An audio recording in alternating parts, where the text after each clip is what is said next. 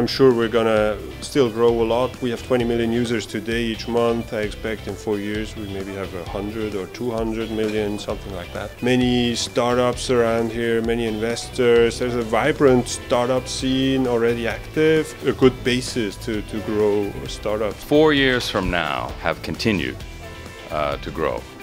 There will be larger teams with more business experience, starting companies that have a greater potential to achieve 100, 200, 300 million in annual revenues within 5 years of being launched. Barcelona will be recognized as one of the most important places to be for starting and building globally ambitious companies.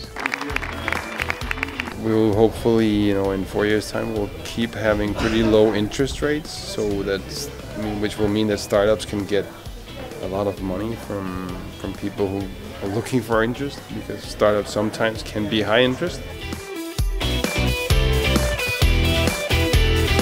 I hope that 4 years from now, Google for Entrepreneurs is much more visible all over the world, connecting startup ecosystems to each other and helping entrepreneurs wherever they are be successful. I also hope that we are able to close the gender gap and get more women into entrepreneurship and active entrepreneurship and more represented minorities.